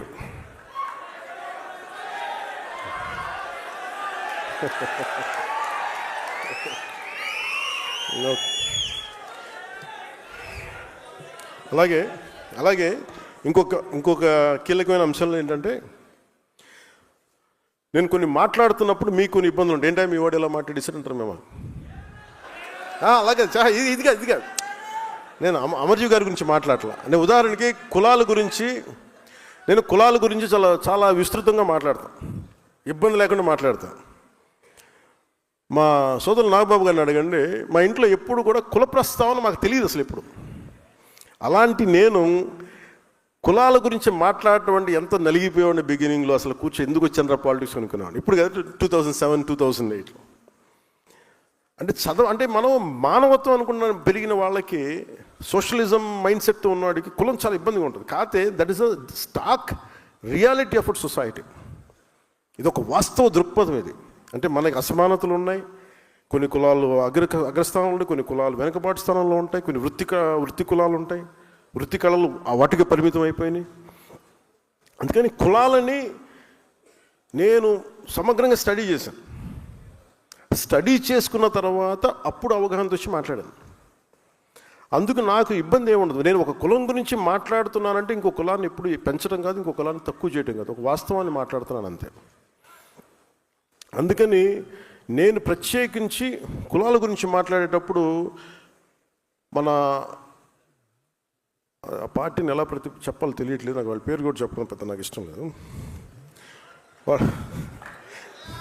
అంటే అలాగే అంటే అలా అంటే ఆకు రౌడీలను సపోర్ట్ చేస్తాం, మేము రౌడీజం చేస్తాం అనే వాళ్ళతో వాళ్ళ పార్టీగా నాకు గుర్తించట్లేదు. ఒక రౌడీల సమూహంలాగా అనిపిస్తుంది ఒకసారి. సారీ టు సే, నా ఉద్దేశం అలా అలా చేయకూడదు కదా అంటారు. దెర్ ఇస్ వాళ్ళు పొలిటికల్ పార్టీ అయితే మీరు పాలసీ విధానంలో మాట్లాడాలి. మీరు పాలసీ విధానం మీరు ఈ పాలసీ చేశారు, వచ్చాక మేము రద్దులు చేస్తాం. ఇప్పుడు ఉదాహరణకి మొన్న నాకు నిన్న కూడా వారికి శుభాకాంక్షలు తెలియజేశాను, పుట్టినరోజు శుభాకాంక్షలు. అంటే మనస్ఫూర్తిగా చెప్తాను, నాకు లోపల ఎవరు శత్రువు కాదు. నాకు వారి విధి విధానాలతోనే నేను వ్యతిరేకిస్తాను తప్ప నాకు ఎప్పుడు కూడా శత్రుత్వం లోపల ఉండదు. మీరు కనుక మీ విధి విధానాలతోటి ప్రజలకి ఇబ్బంది కలిగితే నేను ఇంకా గొడవ పెట్టుకోవడానికి నా జీవితకాలం సంసిద్ధం. నేను అసలు నాకు ఆ భయం కూడా లేదు. నాకు ఆ భయం కానీ లేదు. మనం ఏదన్నా జరిగితే బహుశా ఇలా జరిగితే ఆ భయాలు ఉండవు. అలాంటి అనుకుంటే ఇక్కడ దాకా ఎందుకు వస్తాం, ఉండం, పోతాం, కానీ అడుగు ముందుకే వేస్తాం. దేనికి వేస్తాం అడుగు? పిచ్చి ఐడియాలజీతోటో లేదంటే పిచ్చితో కాదు, చాలా బలమైన ఐడియాలజీ ఉంది కాబట్టే బతుకుతాం. కాబట్టి ధైర్యం, that with in the constitutional limits. అంటే రాజ్యాంగ పరిధిలోనే మాట్లాడతాం, పోరాటం చేస్తాం తప్ప ఇంకా అవసరం అనుకుంటే లాస్ట్ ఫేజ్ రోడ్ల మీదకి వచ్చి గొడవ పెట్టుకోవాలి. మన తెలంగాణ బోర్డర్లో మనం గొడవ పెట్టుకున్నట్టుగా అప్పుడు దాకా ఇంకా రావాలంటే దట్ ఇస్ లాస్ట్ ఫేజ్. ఇంకా తప్పదు. చాలాసార్లు మనకి రాయబారం నడిపి మంచిగా చెప్పి మంతనాలు జరిపిన తర్వాత ఇంకా కాదుకూడదు అనుకుంటే ఈ చొక్కా మడిచి ముందుకు రావడం పెద్ద ఇబ్బంది ఏం కాదు మనకి. అంటే ఎందుకంటే that is a last option. అది ఆఖరి అస్త్రం. అది ఆఖరి అస్త్రం వరకు నువ్వు కూర్చొని ఎంత సయోధ్యతోటి ఎంత సముచితంగా మాట్లాడతావో అన్న దాని మీద నీ స్థాయి ఉంటుంది. యాజ్ ఎ లీడర్స్గా నేను మీకు ఇచ్చేది బాధ్యత. మీరు తెలుసుకోవాల్సింది ఇది. మీరు గొడవ పెట్టుకోమని నేను ఎప్పుడు చెప్పట్లేదు రోడ్ల మీద, కానీ మీరు ఆర్గ్యుమెంట్ చేయండి, డిబేట్ చేయండి. With in the framework of proper language, అందరికీ ఆమోదయోగ్యమైన భాష. అలాగే పొద్దున్నే నేను గౌరవ ముఖ్యమంత్రి నారా చంద్రబాబు నాయుడు గారికి ఒక క్యాబినెట్ మీటింగ్లో మాట్లాడుతూ ఆంధ్రప్రదేశ్కి అభివృద్ధి గురించి అన్ని మాట్లాడుతూ మేజర్గా టూరిజం పాలసీ గురించి వచ్చింది. టూరిజం ఎక్కువ మందికి ఉపాధి అవకాశాలు ఇస్తుంది, దీనికి ఏమి చేయాలని మాట్లాడుతున్నప్పుడు నేను వారికి తెలియజేశాను, నేను కొంత మిగతా అంటే నాది ఎక్కువ టూరిజం నా దాంట్లో కూడా వస్తుంది, అలాగే పంచాయతీరాజ్ కూడా కొన్నిసార్లు అవసరం అవుతుంది టూరిజంలో. అందుకని నన్ను దానికి మాట్లాడుకున్నప్పుడు ఆయన ఒక కమిటీని చేశారు, ఆ కమిటీకి నేను చైర్మన్. ఆ టూరిజం అది ఇందాకే మీటింగ్ జరిగింది, గౌరవ మంత్రి రామనారాయణ రెడ్డి గారు, R&B మినిస్టర్ గారితో. అంటే ఇవన్నీ మేము సమిష్టిగా మేమందరం కూర్చొని మాట్లాడుతున్నప్పుడు ఒక మాట చెప్పాను, చాలా ప్రతిపాదించారు, ఇక్కడ బాగుంటుంది అలా బాగుంటుంది అంటే. అన్నిటికంటే కూడా నేను చెప్పింది primarily law and order is very essential tourism to prosper and develop. అంటే ఉదాహరణకి ఢిల్లీ నుంచి ఒక ఆడపిల్ల బైక్లో ఏదో వచ్చింది ఒక 3 వారాల క్రితం, శ్రీశైలం వెళ్ళింది. శ్రీశైలం వెళ్తే ఆవిడ ఏముంటుందని మోటరైడ్ బ్లాగర్ అంటే మోటార్ రైడ్ చేస్తూ బ్లాగింగ్ చేసుకుంటారు. మన శ్రీశైలం వెళ్తే అక్కడ రూమ్ ఇవ్వలేదు. ఎందుకు ఇవ్వట్లేదు, మేము ఒంటరి ఆడపిల్లలకి ఇవ్వము. ఆవిడ పోలీస్ స్టేషన్కి వెళ్తే ఎందుకు ఇవ్వరు మాకంటే, మేము అంతే, ఇది పాలసీ ఇక్కడ, మేము ఇవ్వడం అని చెప్పాము. అది నా దృష్టిలోకి వచ్చింది. అది చాలామంది సామాజిక మాధ్యమాల్లో మీరు ఒక ఆడపిల్లకి మీరు అలా ఇవ్వరు అది అని చెప్పి మాట్లాడుతూ, నేను ఆ అమ్మాయిని మళ్ళీ మన ఆఫీస్ ద్వారా పిలిపించి మన కనకదుర్గమ్మ గుడి దగ్గర నుంచి తిరుపతి దర్శనం చేయించి మన శ్రీశైలం మల్లన్న దర్శనం చేసి పంపించాను. ఇది నా ఉద్దేశం అంటే ఏంటంటే, ఇది మొదటి స్టెప్. మీకు ఇక్కడ అంటే మనం చూడాలని మన ఇంటికి అతిథి వచ్చినప్పుడు మనం గౌరవించాల్సిన పరిస్థితి, గౌరవించడం మన సంస్కారం. అందుకు మరి ఏంటి ఇబ్బంది ఉందంటే పాలసీ లోపాలు ఉన్నాయి. ఒంటరి ఆడపిల్ల వస్తే బయటికి వెళ్ళకూడదు, ఇంకా ఒక భయపెట్టే సమాజం అది. ఒంటరి ఆడపిల్ల వస్తే అనుమానాస్పదంగా చూస్తారా, ఇలాంటి మానుకోవాలి. దానికి ఒక tourism policy, safety tourism policy అయితే రావాల్సింది అనేది నేను చాలా ఖరాఖండిగా చెప్పాను ఈ రోజున. దీంట్లో గౌరవ ముఖ్యమంత్రి గారు కూడా పదే చెప్పేది సింగపూర్ తరహా అభివృద్ధి అని. మీరందరూ అర్థం చేసుకోవాల్సింది కూడా, సింగపూర్ తరహా అభివృద్ధి రావాలి అంటే సింగపూర్ తరహా పాలన చాలా చాలా అవసరం. Lee Kuan Yew, former prime minister, late prime minister, ఆయన సొంత మనుషులను కూడా స్పేర్ చేయలేదు, స్నేహితుని కూడా. అండ్ కేనింగ్ ఉంది ఈ రోజుకి తప్పు చేస్తే ఒక కేనింగ్ పనిష్మెంట్ ఉంది. ఇంకా బ్రిటిష్ వాడు వదిలేసిన పనిష్మెంట్ పోలేదు, ఇంకా ఉంది. మనల్ని కొట్టమని నేను చెప్పట్లేదు, కానీ లా అండ్ ఆర్డర్ కనుక దెబ్బతింది అంటే మటుకు టూరిజం దెబ్బతినేస్తాయి రాష్ట్రంలో. ఒక మాజీ ముఖ్యమంత్రి ఒకళ్ళు వచ్చి మిమ్మల్ని చంపేస్తాం, లేదంటే మిమ్మల్ని కూర్చోబెట్టి ఒక్కొక్క పోలీస్ ఆఫీషియల్ని మేము మీకు ఏంటో చూపిస్తాం, లేదంటే కాంట్రాక్టర్స్ని బెదిరిస్తాం అంటే that will send a very wrong signal. అలాంటి వ్యాఖ్యలకి నా సమాధానం ఒకటే, పర్మనెంట్గా ఇలాంటి మాటలు రాకుండా ఉండాలంటే నాకు ఏం చేయాలో చాలా బాగా తెలుసు నాకు. అంటే మీరు ఇంక బెదిరించడాలు మానేసేయాలి. వైసీపీ నాయకులకు మీరు బెదిరించడం మానేసేయండి. ఇంకా మీరు ప్రజాస్వామ్య వ్యవస్థలో, ప్రజాస్వామ్య పార్లమెంటరీ భాషకి మీరు రండి. ఇంకా మీరు బెదిరించడం మానేయాలి. అలాగే ఎవరన్నా అధికారులు కానీ ప్రజల్లో కానీ ఎవరన్నా ఉంటే, ఒకవేళ వాళ్ళు వచ్చేస్తారేమో అప్పుడు ఏంటి, అలాంటి పరిస్థితులు రావు. ఎందుకు రావు కూడా చెప్తాం. దీనికి నేను లాజికల్ రీజనే చెప్తాను. మీరు ఎంత కొట్టుకున్నా కొట్లాడినా మీ ఓట్ శాతం సర్టన్, అది తగ్గుద్దా పెరుగుద్దా మీరు కాబట్టి ఇంకొకరికి వెళ్తుంది ఆ పార్టీ, ఆ ఓట్ బ్యాంక్. కానీ నేను ప్రత్యేకించి నా కంఠంలో ప్రాణం ఉన్నంత వరకు ఆంధ్రప్రదేశ్కి, తద్వారా భారతదేశాన్ని సమగ్రతకి భంగం వాటిల్లకుండా చూసుకునే బాధ్యత, దానికోసం ఎన్ని ఎత్తులైనా వేస్తాను. అవసరం అయితే అంటే అందుకనే చెప్తున్నా, మీరు ఆ భాషను వదిలేయండి. మీరు గొప్పగా మీరు వెళ్ళండి, నాకే ఇబ్బంది లేదు. కానీ మీరు రౌడీలను వెనకేసుకొస్తాం, గంజా చేసే వాళ్ళని మేము వెనకేసుకొస్తాం, తెనాల్లో గంజాయి రౌడీలను పోలీసులు పెడితే వీళ్ళు వాళ్ళకి మద్దతుగా పోలీసులకి వెళ్ళారు, వీళ్ళు మన జ్యుడిషియరీకి వెళ్ళారు, న్యాయ వ్యవస్థకి. న్యాయ వ్యవస్థని ఈ రోజున ఏదైనా చేద్దామంటే పోలీసులు ఇబ్బంది పడతాం సార్, చేస్తే మళ్ళీ పోలీసు మనకి కేసులు పెడతారేమోనని, జ్యుడిషియరీ కేసులు అవుతాయేమని, జ్యుడిషియరీ మేము సమాధానం చెప్పాల్సి వస్తుందని. మళ్ళీ లా అండ్ ఆర్డర్ మరి ఎలా హ్యాండిల్ చేస్తాం? మరి ఒకవైపు ఏమో జ్యుడిషియరీలో ఢిల్లీ హైకోర్టు అయితే నా రిమెంబర్, నాకు సరిగా ఎగ్జాక్ట్ డేట్ గుర్తులేదు, కానీ ఒక హైకోర్టు, ఢిల్లీ హైకోర్టు జడ్జి ఒక ఆయన మాట్లాడింది, ఒక రేప్ జరిగితే అంగచ్ఛేదం చేయండి వాడు చేసిన వాడికి, అంత కోపం వచ్చేసింది ఆయనకి. మరి దెబ్బ కూడా కొట్టకూడదు క్రిమినల్ అంటే మరి ఏం చేయాలి? తప్పు చేసిన వాడిని దెబ్బ కూడా కొట్టకూడదు అంటే మనం చేసుకున్న క్రిమినాలిటీ ఎక్కడ ఆగుతుంది? నేరాలు ఎక్కడ ఆగుతాయి? ఒక 10 మంది కూర్చొని, ఒక ఫ్యామిలీ ఒక హోటల్కి వెళ్దామో లేదంటే ఒక బీచ్కి వెళ్దామంటే 10 మంది కూర్చొని రౌడీలు ఏడిపిస్తామంటే వాళ్ళు ఎక్కడికి పారిపోతారు? క్రిమినల్స్ వస్తే, పోలీసులు నిలబడకపోతే.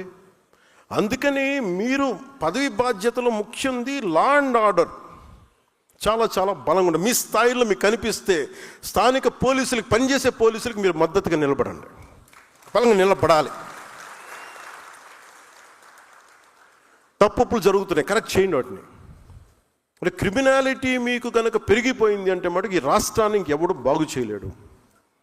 అందరికీ భయాలు ఉన్నాయి. వాళ్ళు ఐఏఎస్లు కావచ్చు, ఐపీఎస్లు కావచ్చు, వాళ్ళందరికీ వ్యవస్థను అందరం చంపేశారు. పొలిటికల్ లీడర్షిప్ మెల్లిగా వ్యవస్థను చంపేస్తుంది. అంటే ఒక అధికారి వస్తే, ఒక పొలిటికల్ లీడర్షిప్ 10 మంది అనుకుంటే తప్ప ఏమి చేయలేని పరిస్థితికి వచ్చింది.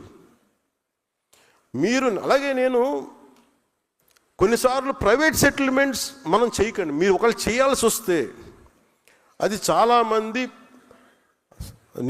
కూర్చోబెట్టి చాలా జాగ్రత్తగా చేయండి. అవి కొన్నిసార్లు ఎవరు లేకుండా మన దగ్గరికి వస్తారు, నేను అర్థం చేసుకోగలను. Private settlements, land disputes. కానీ దాన్ని మీరు అవకాశంగా తీసుకొని, మన పదవులు అవకాశంగా తీసుకొని దయచేసి అవన్నీ చేయకండి. అది ఎందుకు అవుతుందంటే చాలా చాలా ఇబ్బందికరమైన పరిస్థితి అవుతుంది. దయచేసి అవి చేయకండి. అది ఎందుకు అది ఏమైపోతుందంటే మళ్ళీ మనకి ఉన్నామా, మీరు కూర్చోండి, అది ఏం జరుగుద్ది అంటే మనం కనుక కరెక్ట్ చేయకపోతే మనకిను ప్రీవియస్ గవర్నమెంట్కి తేడా ఏముంటుంది అది మీరు ఆలోచించండి. ఈ రోజున మీకోసం చొక్కాలు చించుకొని రోడ్ల మీద ఆడపిల్లలు ఇబ్బంది పడి వచ్చి ఓట్లేసినందుకు మనం కృతజ్ఞతగా మనం వారికి ప్రజలకి నిలబడకపోతే మనందరం తలదించుకోవాల్సి వస్తుంది. నేనైతే తలదించుకోను. నా పార్టీని మొత్తం ప్రజలకే, ప్రజల సమస్యని నేను వినదలుచుకున్నాను. వారి సమస్య కోసమే, వారి అవసరం మేరకే నేను ఉంటాను. నాకు పార్టీ కంటే కూడా ప్రజలు చాలా, భద్రత చాలా ముఖ్యం నాకు. కూర్చోమ్మా, నువ్వు కూర్చో. సభా సంస్కారం ఉండాలి కదా మీకు, భద్రత మీకు. సో లా అండ్ ఆర్డర్ మటుకు you have to get into control. మీ చేతుల్లోకి రావాలి, చెప్పాలి. ఇష్టారాజ్యంగా చేసేస్తున్నారు అందరూ. ఎందుకంటే ప్రజలు ఒకసారి తిరగబడ్డారంటే ఇప్పుడేం చెప్పరు మీకు. ఎలక్షన్లు వచ్చేవారు ప్రజలు ఎవరు చెప్పరు, మీరు గుర్తుపెట్టుకున్నది. మన నాయకులు కూడా అదే చెప్తున్నారు, మీరు ప్రజలు ఇప్పుడేం చెప్పరు, భయపడతారు. కానీ ఎన్నికలు వచ్చినప్పుడు మటుకు వాళ్ళ కోపం అప్పుడే చూపిస్తారు, గత ప్రభుత్వానికి చూపించినట్టుగా. అది మర్చిపోకండి, అది ఎప్పుడు మర్చిపోకండి. సమస్య కోపం వచ్చిన రోజున వాళ్ళు ఏం చేస్తాను, మనం అప్పుడు కష్టాలు వస్తాయి. నాకు ఎందుకు భయం లేదని, నాకు ఓడిపోయినా గెలిచినా నేను ఎప్పుడు మారలా. నేను ఎప్పుడు ప్రజల కోసం పనిచేశాను, ప్రజల కోసమే పనిచేస్తాను. అందుకని మీరు దయచేసి 2 చేతులు జోడించి చెప్తున్నాను, దయచేసి ప్రజల్ని ఇబ్బంది పాలు చేసే ఈ పవర్ని దయచేసి మిస్యూజ్ చేయకండి. అది నేను మిస్యూజ్ చేయను. మీరు మిస్యూజ్ చేస్తానంటే చూస్తూ కూడా కూర్చోండి. నేను మాట్లాడాలి, మీరు వినాలమ్మా. మీరు మాట్లాడే సందర్భం వస్తుంది. ఇది మాటామంతి కార్యక్రమం లేదంటే జనవాణి కార్యక్రమం అంటే మీరు లెటర్లు ఇవ్వండి ఇటు సైడ్ నుంచి, లేదంటే మాటామంతి అంటే ఇది పదవి బాధ్యత. ఇది కూడా చాలా ముఖ్యం కదా. పదవి బాధ్యత అంటే ఇదే కదా. ఎప్పుడు మాట్లాడాలి, సందర్భోచితంగా ప్రవర్తించాలి కదా, సందర్భానుసారం మాట్లాడాలి కదా. అలాగే కొన్నిసార్లు నాకు ఏం చెప్తున్నారంటే కల్చర్ గురించి మాట్లాడతాం. ఉదాహరణకి మొన్న టీటీడీ నుంచి నిధులు మన కొండగట్టు కరీంనగర్ కొండగట్టు ఆంజనేయ స్వామికి వాళ్ళు ఇవ్వడం జరిగింది. దేవుడు తెలంగాణ దేవుడు, ఆంధ్ర దేవుడు అలా ఉంటారా? తెలంగాణ వెంకటేశ్వర స్వామి, ఆంధ్ర వెంకటేశ్వర స్వామి, అలాగే తెలంగాణకు మన తమిళనాడుకు సుబ్రహ్మణ్య స్వామి, ఆంధ్రాకు మన మోపిదేవి సుబ్రహ్మణ్య స్వామి, అందరూ ఒకటే. రకరకాల స్థానాల్లో నమ్మకాలను బట్టి ఉంటారు. ఇవన్నీ అంటే మీకు ప్రాంతీయతను విస్మరించడం అంటే ఇవన్నీ కూర్చోబెట్టి మీకు స్థాయి, మానసిక స్థాయి పడిపోయే కొద్దీ ఇలాంటివి ఎత్తుకుంటే కొన్నిసార్లు తప్పులు ఉంటాయి, తప్పులు కరెక్ట్ చేసి ముందుకు వెళ్ళాలి తప్ప అక్కడ ఆగిపోకూడదు. మిగతా వాళ్ళు ఎవరైనా మాట్లాడితే మీరు అలాంటి డిబేట్స్లో మీరు వెళ్ళకండి. పదవి బాధ్యత కింద చెప్తున్నా, అలాంటి డిబేట్స్కి మీరు వెళ్ళకండి. అని ఇవన్నీ ఎందుకంటే భగవంతుడిది హైందవ ధర్మం ప్రపంచంలో ఏ మూల ఎక్కడ ఉన్నా సరే ఇది అందరిది. ఇది అలాగే తిరుపతి బాలాజీకి డబ్బులు రిలయన్స్ అంబానీ గారి దగ్గర నుంచి మొహరుమూరు, ఇందాక నిన్న చెప్పిన ఢిల్లీ నుంచి ఒక ఆడబిడ్డ కూడా వచ్చి హుండీలో డబ్బులు వేస్తారు. ఆ డబ్బులు ఎక్కడికి వెళ్ళాలి ఏంటి అనేది అది స్వామివారి, అది వారిష్టం. అది ఆయన ఎవరి ద్వారా నోటు పలికిస్తారు, ఎవరి ద్వారా చేయిస్తారో అది ఆయనది, అది మనకు సంబంధం లేదు. అందుకని ఇది అంటే ఇలాంటి వివాదాల్లో మీరు అనవసరంగా వెళ్ళకండి, నా ఉద్దేశం అది చెప్పడానికి కారణం. అలాగే అంతర్వేది రథాలు కానీ, ఎందుకంటే సెన్సిటివిటీ ఇంకో ఈ మధ్యన ఏమైపోయిందంటే కులాల మధ్య చాలా ఇబ్బందులు అయిపోతున్నాయి. నేను పిఠాపురం చిన్నపిల్లలు కులాలతోటి మాట్లాడేసుకుని వాళ్ళు ఎవరో వెళ్ళి ఇంటర్వ్యూలు చేశారంటే ఇవన్నీ మాట్లాడుతుంటే ఇంత చండాలం అయిపోయారండి మనుషులు అనిపించింది నాకు. నేను చిన్నప్పుడు చదువుకున్న స్నేహితుడు ఎవరో ఏంటో తెలియదు, ఏ కులమో తెలియదు. మేము రీజనబుల్ స్కూల్స్ నుంచి చదువుకున్నాం. ఎక్కడ కూడా మా పక్క స్నేహితులు ఏ కులం అని తెలియలేదు. ఒకవైపు ఏమో అంబేద్కర్ గారి పేరు చెప్పి అనైలేషన్ ఆఫ్ క్యాస్ట్, కుల నిర్మూలన మాట్లాడతాం, ఇంకోవైపు కులాన్ని ఎగదోస్తూ ఉంటాం. BC schools, BC social welfare, SC ST welfare అని మనమే విడగొట్టి ఇవన్నీ చేస్తుంది జరగవా? అసలు పిల్లలకి కులం లేకుండా చేయవచ్చు కదా ముందు. అసలు ఒకటే స్కూల్ ఎందుకు పెట్టకూడదని ఆలోచన కలుగుతూ ఉంటుంది. ఎవరికి ఆలోచన అసలు నేను పెడదామా లేదా అంటే ఒకసారి మాట్లాడాల్సి వస్తుంది. ఎందుకు పబ్లిక్ డిస్కోర్స్లో మాట్లాడుతున్నా అంటే before I speak in cabinet I want this to be in public discourse. SC ST schools అని పెడతారు, బీసీ స్కూల్స్ అని పెడతారు. అంటే మీరు చిన్నప్పుడు వేరు చేస్తుంది కదా సొసైటీ. అని మీరు వేరు, మేము వేరు. పిల్లలందరూ కనీసం పిల్లలకైనా మన చండాలం, మన దరిద్రం మనందరికీ వచ్చేసింది అనుకుందాం, మనం మార్చుకోవట్లేదు. అట్లీస్ట్ పిల్లలన్నా చేయాలి కదా. మన మధ్యన ఎవరు హైకోర్టు జడ్జి, మన సుప్రీంకోర్టు జడ్జి ఎవరు మాట్లాడతారు, హైకోర్టు జడ్జి థింగ్ ఉత్తరప్రదేశ్, ఈ కులాలకి మిగతా కులాల నుంచి పెళ్లి చేస్తే బాగుంటుంది, వాళ్ళ అమ్మాయిని ఇట్లా ఇచ్చి పెళ్లి చేస్తే అసలు ముందు అక్కడ దాకా ఎందుకు వెళ్తారు? పెళ్ళి అనేది వాళ్ళ ఇష్టం, అది ఎవరిని చేసుకోవాలి అది వాళ్ళ ఇష్టం. అది కనీసం మన చేతిలో ఉంది స్కూల్స్ కదా. స్కూల్స్లో కూడా మనం చేయలేకపోతున్నప్పుడు ఇంకా కరెక్షన్ ఎప్పుడు మా కుల నిర్మూలన అనేది జరగదు ఇప్పటికీ. నాకు అందుకు అనిపించింది అలాంటి ఉండబట్టి ఈ రోజున రెచ్చిపోయి ఎవడు పిఠాపురంలో మాట్లాడుతూ ఉంటే పిల్లల మధ్య మాట్లాడుకునే మాట అది ఇద్దరు విభిన్నమైన కులాల నుంచి మాట్లాడుతూ సమాజం విచ్ఛిన్నం అయిపోతే బతుకుతూ చెప్పండి. అంటే ఇవన్నీ ఎందుకు చెప్తున్నానంటే మీ స్థాయిల్లో యు ఆర్ ఎక్సలెంట్ లీడర్స్. అన్నీ నా దగ్గరికి వచ్చి నా నెత్తి మీద పడేస్తే నేనేం చేయలేను, భుజాలతో అట్లస్ గాడిలో కుంగిపోతాను. మీరు కూడా కొంత బాధ్యత బరువు పంచుకోమని నాకు విన్నపం. నాకు మొత్తం నా మీద వేసేసి మా ఊర్లో రోడ్డు లేదండి నువ్వు చేసి కాబట్టి మాకు ఇక్కడ మా ఇంట్లో అంట్లు తోటానికి ఎవరు లేరు, కొంచెం వచ్చి అంట్లు తోయండి, ఇక్కడికి వెళ్తుంది. అలాగే అది ఎక్కడో చోట మీరు పదవి బాధ్యత మీరు కూర్చొని మీరు కన్ను వాళ్ళేసి ఏంటి బాగుందా ఏం జరుగుతుంది అట్లా కాదు. బాధ్యత తీసుకోండి, కొంచెం బాధ్యత తీసుకోండి. ఇలాంటి సమస్య వచ్చినప్పుడు చాలా సమర్థవంతంగా మీ వాదన వినిపించండి, తిట్లు లేకుండా, బూతులు లేకుండా. ఇదొకటి మీకు మీ దృష్టికి తీసుకుతలుచుకుందాం. ఇది మనకి rarest of the rare opportunity. 3.5 years ఇంకా సమయం ఉంది. పిఠాపురంలో ఒక ఎక్సైజ్ స్టార్ట్ చేశాను. ఒక 10 పార్టీ పెట్టిన ఆల్మోస్ట్ ఒక 10 years పైన తర్వాత స్టార్ట్ చేశాను. అందరూ అంటున్న వాళ్ళు మీకు బూత్ కమిటీలు లేవు, మీకు వార్డు కమిటీలు లేవు అంటే అసలు ముందు నడవాలి కదా. పార్టీ నడిపిన తర్వాత, జనం వచ్చిన తర్వాత పెడతాం. ఏమీ లేకుండా ఎక్కడి నుంచి వస్తాయి? అందరూ రాత్రి పుట్టేశారా? లేదంటే కాంగ్రెస్ పార్టీ సడన్గా వైఎస్ఆర్ కాంగ్రెస్ పార్టీ అయిపోతే వాళ్ళకు ఉంటుంది. అది మాకు అలా కాదే. మా పంట మేము వాళ్ళకు ఉంటాయి. వాళ్ళ నాన్నగారు ముఖ్యమంత్రులు ఉండొచ్చు, బాబాయిలు ఇంకోలా ఉండొచ్చు, తర్వాత చంపేసేది వేరే విషయం అనుకోండి. మనకు అలాంటి పరిస్థితులు లేవు కదా. అన్నీ మనమే వండుకోవాలి, మనమే గంజి వార్చాలి, మనం అన్నీ చేసుకోవాలి, మనం దాంట్లో పోపు మనం వేయాలి, టైం పడదు దానికి. అందుకని ఈ మూమెంట్ మన పిఠాపురంలో ప్రారంభించాం. ముఖ్యంగా పార్టీ పదవుల్లో నేను చాలా స్పష్టంగా ఏం చేశానంటే, organization is different. Janasena organization బిల్డింగ్కి జనరల్ సెక్రటరీగా రామతల్లూరి గారిని పెట్టాం. ప్రత్యేకించి వారిని ఎందుకు పెట్టామంటే హిజ్ ఆర్గనైజేషనల్ బిల్డింగ్ స్కిల్స్ ఉన్నాయి ఆయనకి. ఆయన పంపించి పిఠాపురం పంపించి ఆ మోడల్ మిగతా మీ నియోజకవర్గాలు మీరు కూడా చేయాల్సి అందుకని చెప్తున్నాను. దాదాపు 53 గ్రామాల్లో 51 గ్రామాలకి అన్ని వార్డుల కమిటీలు నియమించేసాం, అన్ని ఇంక్లూడింగ్ బూత్ కమిటీలతో సహా. ఎట్లా చేసాం? అది నాకు నచ్చిన వాళ్ళను లేదంటే మన నాయకులు నచ్చిన వాళ్ళో పెట్టలా.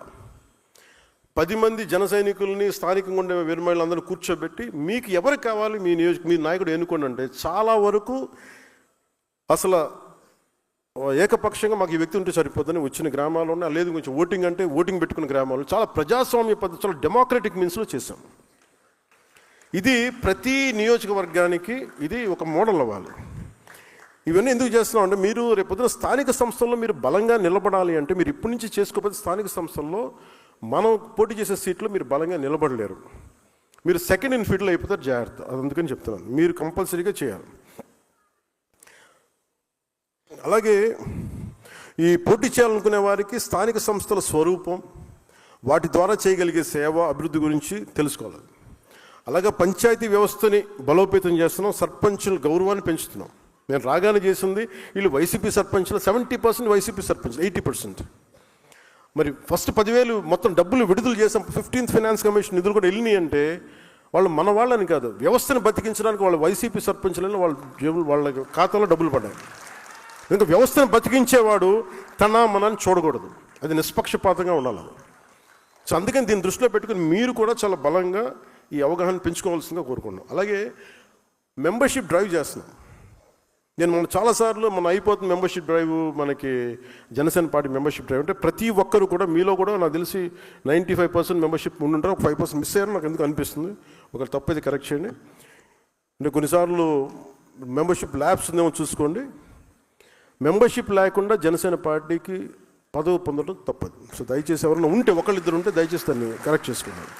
ఎందుకు నేను ఈ విషయం చెప్తున్నానంటే, ఈ పిఠాపురం ఎన్నికలు మనకి వార్డు కమిటీలు ఎన్నికలు జరుగుతున్నప్పుడు చాలామంది వచ్చి మేము కూడా జనసేన అంటే కండువా వేసుకుంటే జనసేన మెంబర్ అవి తీరాలి. మీరు కండువా వేసుకున్నంత మాత్రం జనసేన మెంబర్ అవ్వాలి, క్రియాశీలకంగా పనిచేయాలి. అది కూడా ఏంటంటే కొన్ని సంవత్సరాలు పనిచేసిన తర్వాత నీకు ఏదో పోటీ చేస్తే అది పెట్టాను దానికి ఒక రూల్ పెట్టాను దానికి. లేకపోతే ఏమైపోతుందంటే అంటే నా భయం ఏంటంటే జనసేన బలమే జన సైనికులు, వీరమహిళలు. ఈరోజు ఇంతమంది ఆడబిడ్డలు కూర్చొని పోరాటం చేశారంటే వాళ్ళకి ఏ పదం ఉందని వాళ్ళకి దెబ్బలు తిన్నారు. ఇందాక చెప్పిన బ్రాహ్మణ్ కార్పొరేషన్ చైర్మన్ కానీ పోటీ కూర్చోబెట్టినారు, మన పెద్దపూడి విజయ్ కుమార్ కానీ, వీళ్ళెవరికి పదవులు లేవు కానీ బలంగా నిలబడ్డారు. అందుకని మీరు కూడా దాన్ని దృష్టిలో పెట్టుకొని మీరు మెంబర్షిప్ అనేది చాలా కీలకం జనసేనకి. అందుకని ఆ మెంబర్షిప్ డ్రైవ్ని కూడా ముందస్తుగా పిఠాపురంలో ప్రారంభిస్తున్నాను. దాని తర్వాత మార్చి లోపు ఫిబ్రవరి అంతా మిగతా మెంబర్షిప్ స్టేట్ అంతా అయిపోవాలి. దాన్ని కూడా మీరు సహకరించమని మనస్ఫూర్తిగా కోరుకుంటా ఉన్నాను. అలాగే ఈ మార్చి 14 అసలు వద్దనుకున్నాను, మార్చి 14 ఫౌండేషన్ డే. కానీ థీమ్ ఏం పెట్టాలి అనుకున్నప్పుడు జెన్జీ యువతకి, కొత్త తరం యువతకి, ఆడబిడ్డలకి ఉద్దేశించే ఈ జనసేన మార్చి 14 ఆవిర్భావ దినోత్సవం ఉంటుంది. దానికి కూడా మీ సహాయ సహకారాలు కావాలి. దానికి మనస్ఫూర్తిగా మీ అందరూ ఈ భాగస్వామ్యంలో మీరు భాగస్వామ్యం తీసుకోవాలి. ఈ మన అలయన్స్ గురించి మట్టుకు మీకు ఇబ్బందులు ఉంటాయి, మీకు కొన్ని గొడవలు తప్పవు. అది మీరు మెంటల్గా ప్రిపేర్ అవ్వండి. సీట్లు వాటాల్లో కావచ్చు, ఇంకోటి కావచ్చు, మీకు గొడవలు అనేది తప్పదు, మీకు ఇబ్బందులు తప్పవు. కానీ మీ లీడర్షిప్లో మీరు ఎలా ఓవర్కమ్ చేసి మీరు ఎదుగుతారనేది మీ లీడర్షిప్. మీ leadership is not about heated arguments. Leadership is all about how well you communicate your point of view. అంటే మీ స్టాండ్ మీరు ఎంత బలంగా చెప్పగలరు, ఎంత హేతువుతో చెప్పగలరు.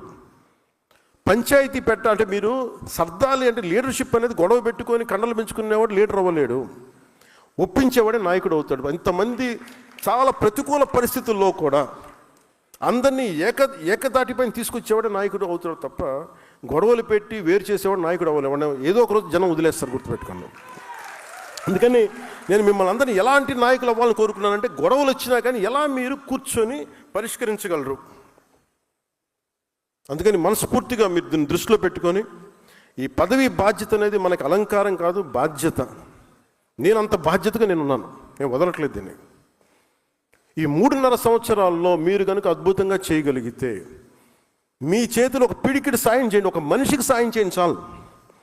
నేను అదే అనుకుంటా, ఒకసారి నా దగ్గర బడ్జెట్ లేదు, ఇంకో లేదు అనుకుంటే 1 కిలోమీటర్ రోడ్డు వేయగలను అనుకుంటాను, అది చాలు, నేను చేయగలుగుతాను. ఒక ఊరు కనీసం అంటే ఏమి చేయలేని కాడి ఎంతో కొంత చేయండి, అది నా ఉద్దేశం. డబ్బులు ఎందుకు, నేను పొద్దున మన దుర్గేష్ గారు మాట్లాడుతా డబ్బులు ఇవి ఉన్నాయి కొంచెం టూరిజం ప్రాజెక్టు అంటే, మీరు ఐడియా పెట్టండి సార్, మన దగ్గర ఏమీ లేని కాడికి ఇంత దూరం వచ్చాం, ఒక రాష్ట్రానికి రాదా, ఇన్ని కోట్ల మంది తలుచుకొని సామూహిక శక్తి కనుకుంటే డబ్బులకి కొద ఉంటుందా అనుకున్నాం. మనం అనుకోవాలి, మన నిబద్ధతగా ఉంటాం, నిలకడగా ఉంటాం అనుకుంటే పెట్టుబడి పెట్టే వ్యక్తులు వస్తారు, మనమే ఎదుర్కొరుకోవాలి. ఆంధ్రప్రదేశ్ ఒక ప్రామాణికం చూపించాలి మనం. అందుకని దాన్ని మీరు దృష్టిలో పెట్టుకొని మనందరం సమిష్టిగా పనిచేయాలని మనస్ఫూర్తిగా నేను కోరుకుంటూ, మీ అందరికీ ఒక్క ప్రమాణం చేసి దీన్ని ముగిద్దాం ఈ సభని. మీరు అది ఎవరి అప్లికేషన్ ఇచ్చారు కదా, అది ఇవ్వండి ప్లీజ్. ఒకసారి నేను చెప్పింది ఇది, ఈ ప్రమాణం చేసిన తర్వాత మనం జాతీయ గీతంతో ముగిద్దాం ఈ సభని.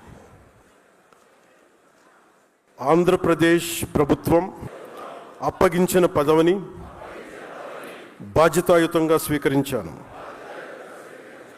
రాష్ట్ర సర్వతోముఖ అభివృద్ధి, ప్రజా సంక్షేమం లక్ష్యంగా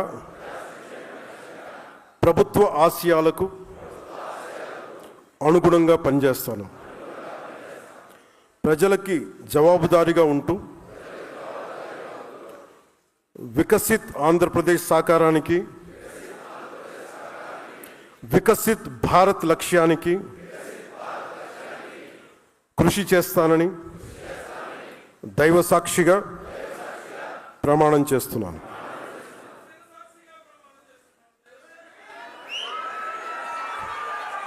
ఒకసారి జాతీయ గీతం.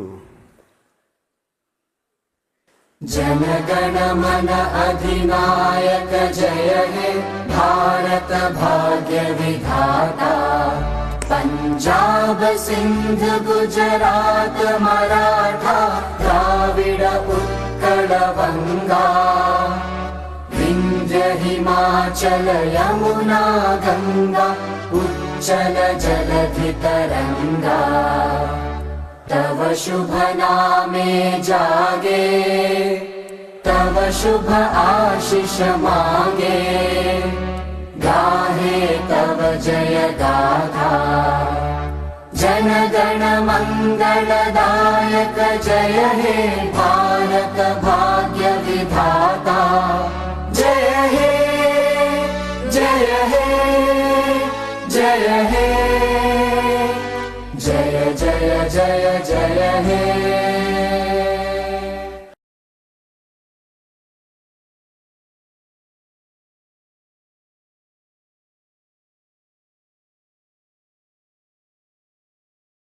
भारत माता के जय हिंद।